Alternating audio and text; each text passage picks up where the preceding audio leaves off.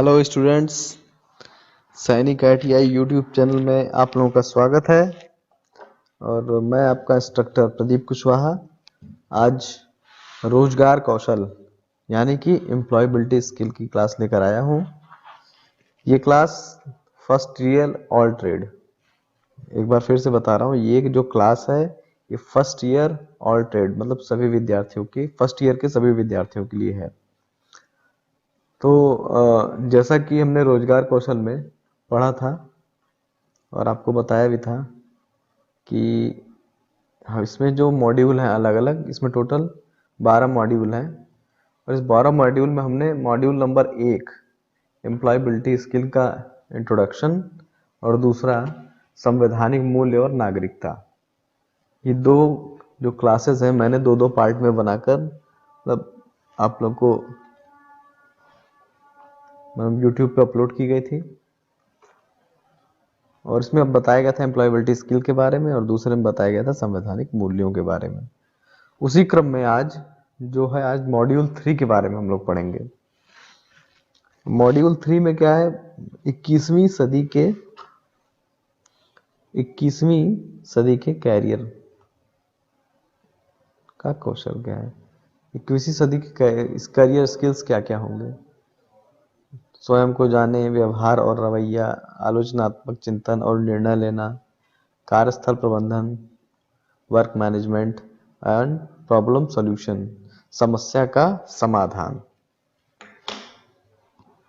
तो ये तीसरा मॉड्यूल आज हम लोग इसको अध्ययन करेंगे। तो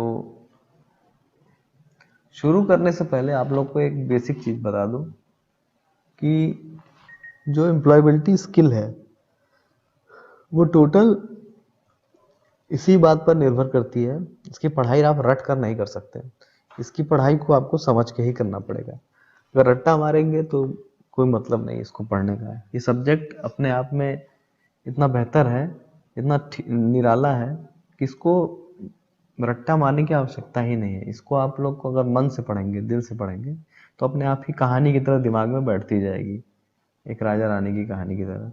उसी तरह एम्प्लॉयबिलिटी स्किल जो आप लोग का विषय है उसको आप लोग रट कर नहीं बल्कि समझ कर पढ़ेंगे तो आप लोग के लिए ज़्यादा बेहतर होगा। तो आज का शुरू करते हैं चैप्टर मॉड्यूल 3 में 3.1 पढ़ेंगे, 21वीं सदी के रोजगार और कौशल। 21वीं सदी के तो इस पार्ट में हम क्या क्या सीखेंगे। 21वीं सदी में से आपका परिचय, 21वीं सदी में ऐसी क्या क्या घटनाएं होंगी, क्या क्या चीज़ें हैं जिससे हमें इंट्रोड्यूस कराया जाएगा। दूसरा, अपने कौशल का आकलन कैसे करें। जैसे आपके अंदर कोई कौशल है तो उसे आप कैसे जानेंगे कि आप कितने बेहतर हैं, आप क्या हैं। खुद का आकलन कैसे कर सकते हैं, अपने कौशल का विकास करने की योजना बनाएं। अगर आपके पास कोई कौशल है, कोई स्किल है, तो उसको और बेहतर कैसे बनाएं, तो उसके लिए क्या क्या कर सकते हैं। तो इसमें जैसा लिखा है कि अब तक आप लोगों ने एम्प्लॉयबिलिटी स्किल के बारे में पढ़ा और जान भी गए होंगे किसका मतलब क्या होता है। एम्प्लॉयबिलिटी प्लस स्किल, यही होता है ना। एम्प्लॉयबिलिटी का आपको पढ़ाया गया था ना, employ plus ABLIT, ability plus skill. Employ, ability और स्किल। एम्प्लॉय मतलब नौकरी, एबिलिटी मतलब क्षमता, स्किल मतलब कौशल। नौकरी करने की कितनी क्षमता और कितना कौशल आपके अंदर है उसी को हम लोग बोलते हैं एम्प्लॉयबिलिटी।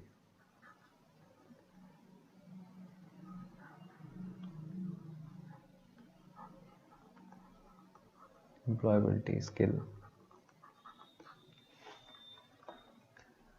तो इसमें लिखा है 21वीं सदी में कौन कौन से मुख्य तरीके हैं जिससे लोग कुछ नया सीखते हैं। 21वीं सदी का ऐसा क्या मुख्य तरीका है जिससे हम लोग सीख रहे हैं। तो 21वीं सदी में देखिए कई चीजें, सबसे बड़ी बात तो इंटरनेट क्रांति। जो इंटरनेट की क्रांति आई है। इंटरनेट जो 21वीं सदी में आया, इसके बाद उसी इंटरनेट की वजह से ही सोशल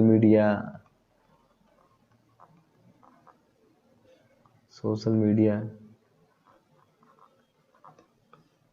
इंडस्ट्रियल औद्योगिक क्रांति, इंडस्ट्रियल रिवोल्यूशन,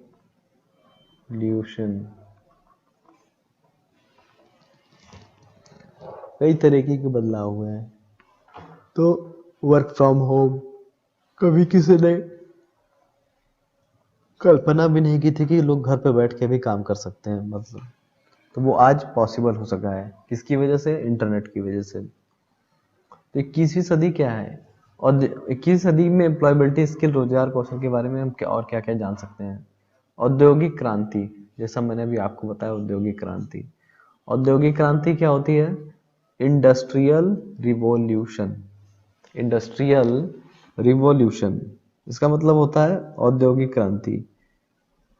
यह वह प्रक्रिया है जिसके निर्माण के तरीकों में बड़े बड़े बदलाव होते हैं। पिछले कई सालों में टेक्नोलॉजी और साइंस के विकास के कारण अलग अलग वस्तुओं को बनाने की प्रक्रिया में कई तरह के बदलाव आए हैं।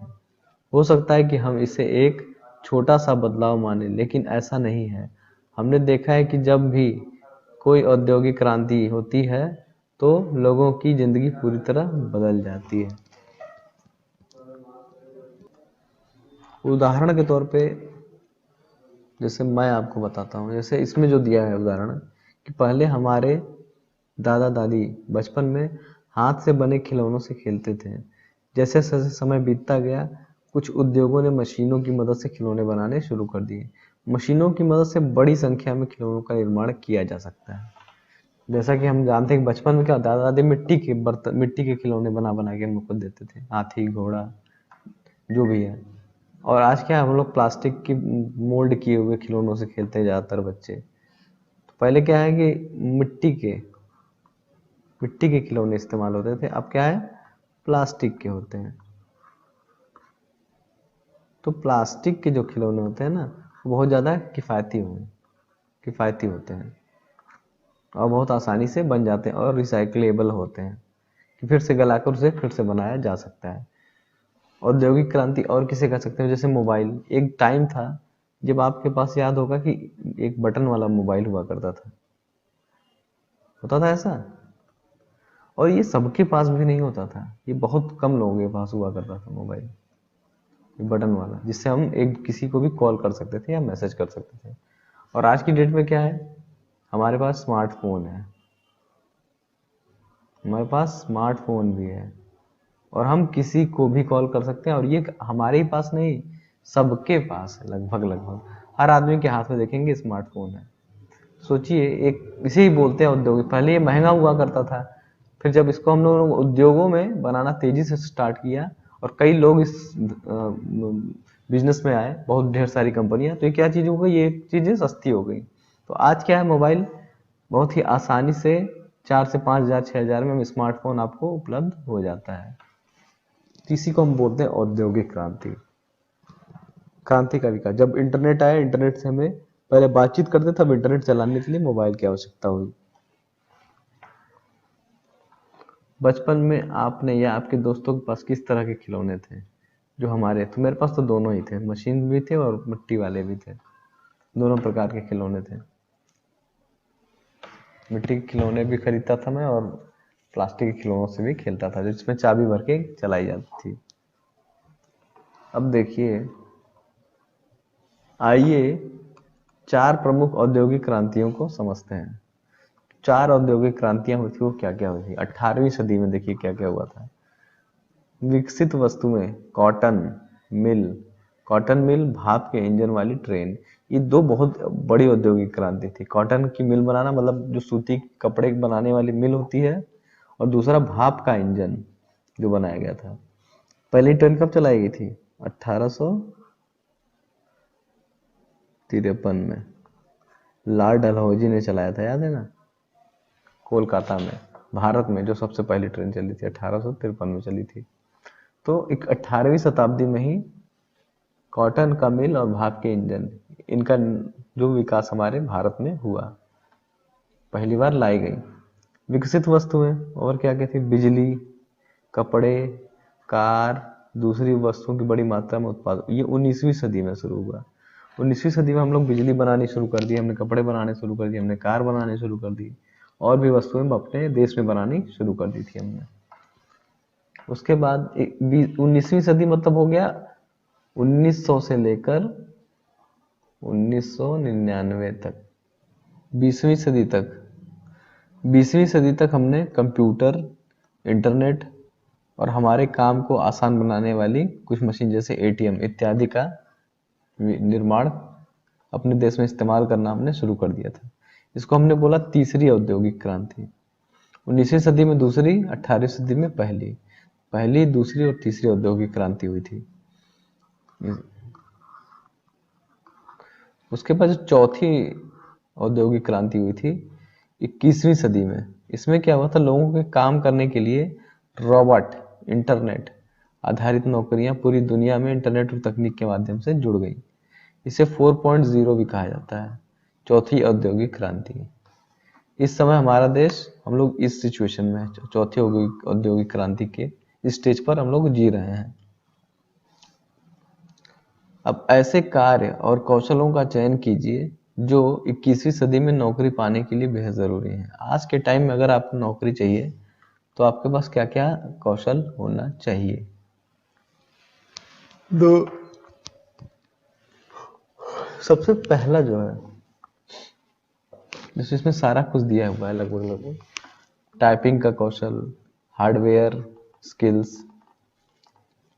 Digital fluency, basic computer skill, entrepreneurship skill, creativity, इसके बाद critical thinking and problem solving, computer programming and languages, physical strength, logical reasoning, communication skill, team work, time management, data science and self learning. ये सब सारी चीजें आपके अंदर होनी चाहिए, तब जाकर आप 21वीं सदी में कुछ बन पाएंगे, कुछ डेवलप अपने आप को कर पाएंगे। अभी किसी के अंदर किसी भी प्रकार का कोई स्किल है, किसी व्यक्ति के अंदर अगर किसी भी प्रकार का कोई स्किल है, कोई नॉलेज है, तो हम कैसे पता कर पाएंगे कि उसके अंदर किस प्रकार का स्किल है, किस प्रकार का नॉलेज है? तो इसको जानने के लिए हमें अपने कौशल का आकलन करना होगा कि हमारे पास जो कौशल है वो कितना है और किस स्तर का है। कौशल का आकलन, तो अब प्रश्न है कि वो कैसे कर सकते हैं? कौशल का अपने आकलन हम कैसे कर सकते हैं?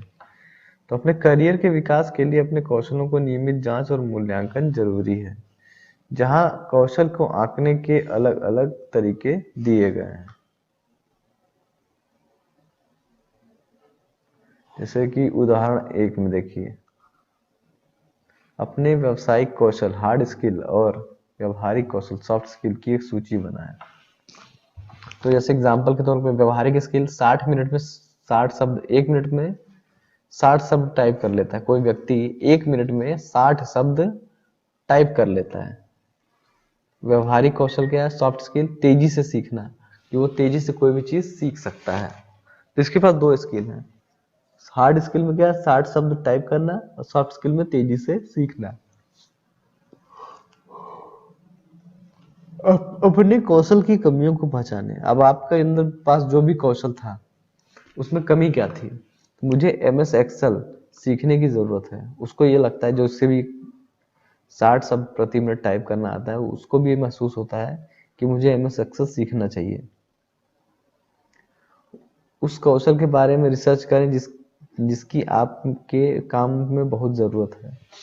ऐसे कौशल के बारे में रिसर्च करो जिसकी तुम्हारे काम में, तुम कोई काम करने जा रहे हो तो वो वाला काम जिसमें तुम पारंगत हो, जिसमें तुम्हें लगता है कि हाँ ये काम मैं बहुत अच्छे तरीके से कर सकता हूँ, तो उस काम को पहचानो अपने अंदर कि वो कौन सा काम है। आप अपने काम से जुड़ी बड़ी कंपनियों पर रिसर्च करके एक ऐसा कर सकते हैं, समझ सकते हैं, और आज कौन सा ट्रेंड चलन में ये देख सकते हैं। उदाहरण 2 में देखेंगे। आप ऑनलाइन सर्च इंजन जैसे गूगल का उपयोग सिविल कामों से जुड़े नक्शे की नौकरियों के लिए आवश्यक कौशल की खोज करने के लिए करते हैं। अपने रिज्यूमे बनाएं और अपने कौशल के बारे में सोचें। अन्य लोगों से अपने काम का फीडबैक लें और ऑनलाइन व्यवहार परीक्षण कर टेस्ट देना।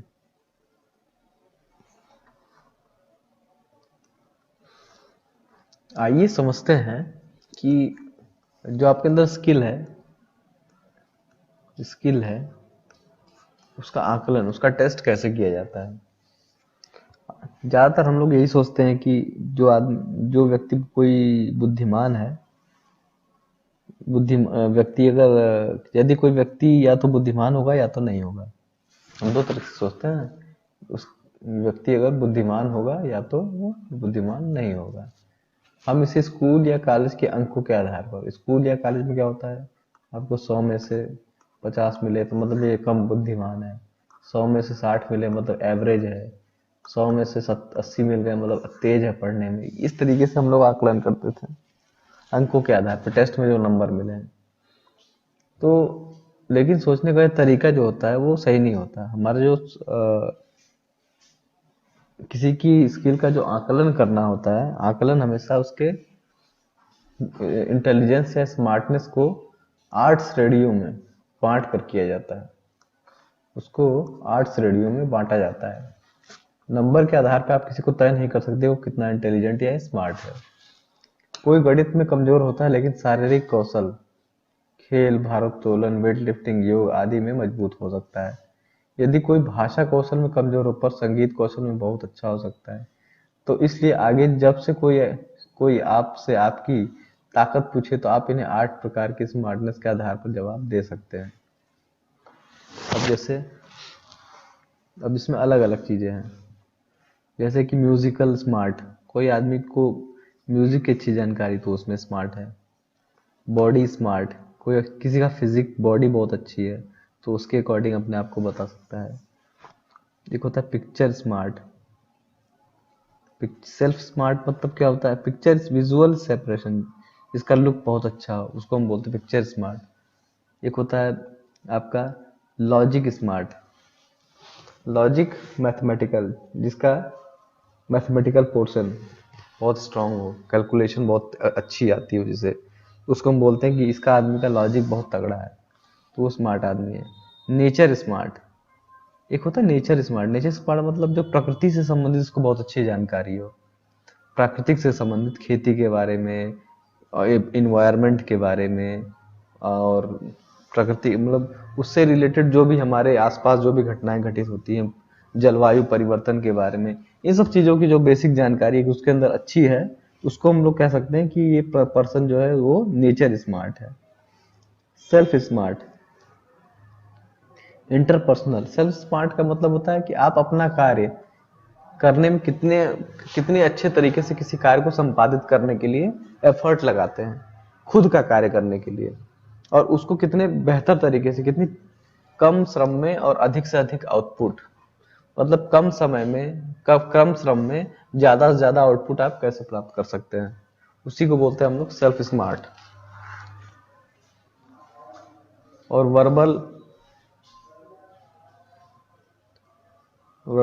वर्बल लिंग्विस्टिंग, वर्बल मतलब कि आप बातचीत में कितने बेहतर हैं।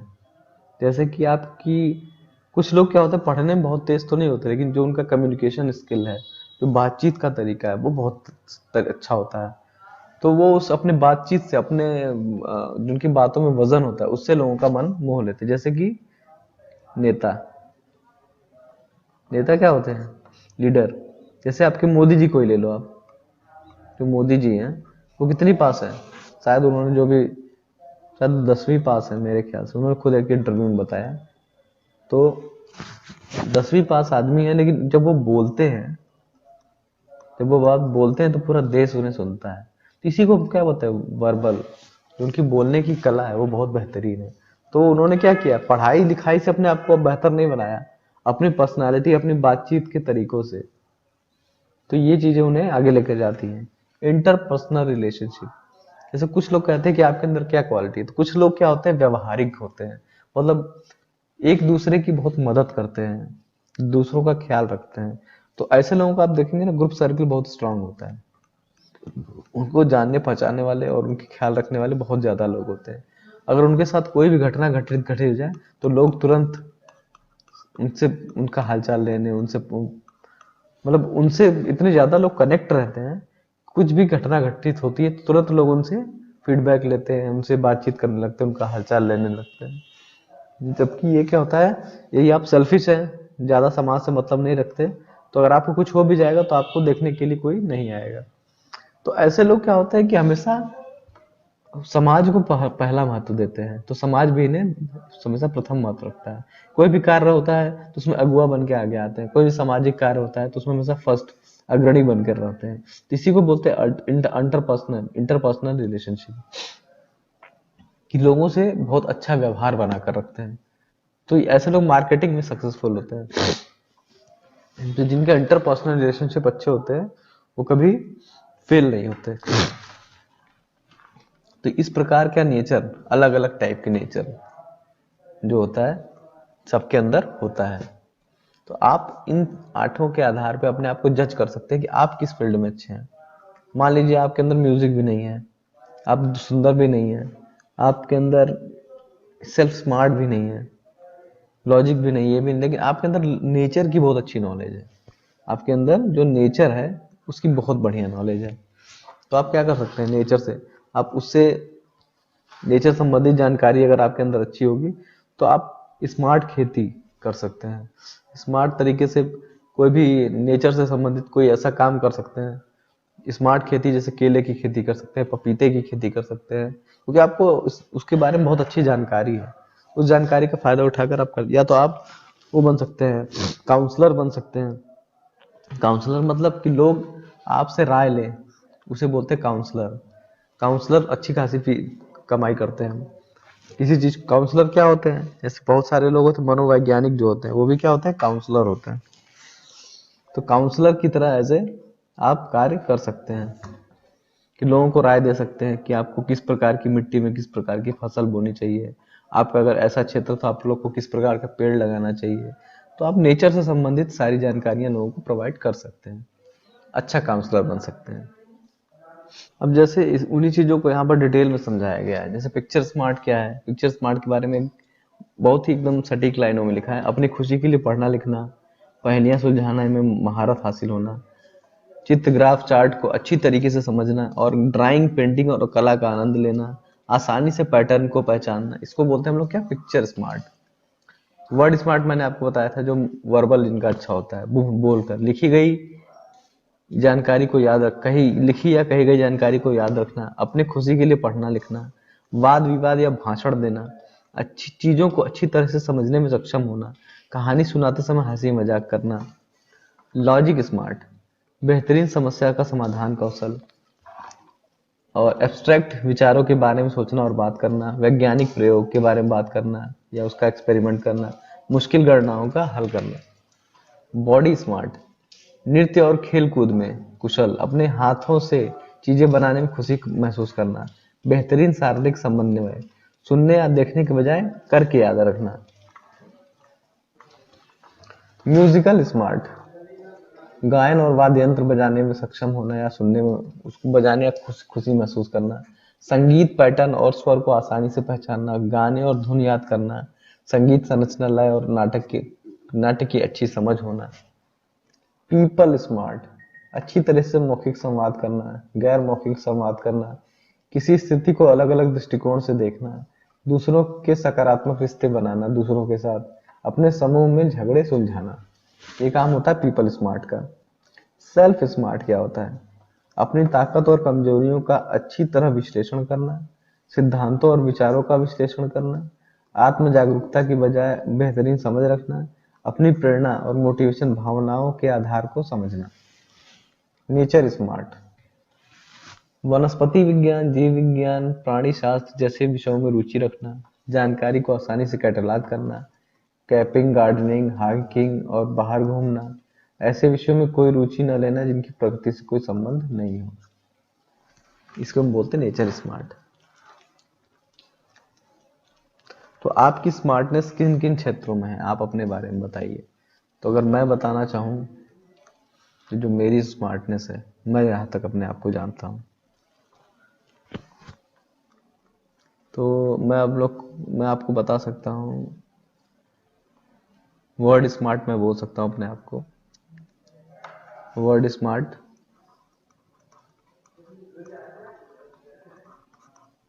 नेचर स्मार्ट,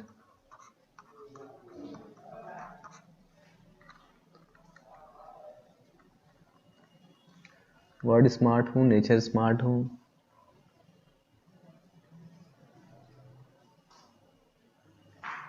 और सेल्फ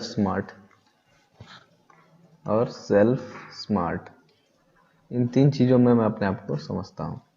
क्या आप अपने ऐसे करियर के बारे में सोच सकते हैं जहाँ आपकी स्मार्टनेस का उपयोग कर सकते हैं? बिल्कुल, जैसे कि वर्ड स्मार्ट है तो आप कहाँ कहाँ जा सकते हैं वर्ड स्मार्ट की वजह से? मार्केटिंग, टीचिंग, मार्केटिंग में जा सकते हैं, टीचिंग में जा सकते हैं, और एंटरप्रेन्योरशिप,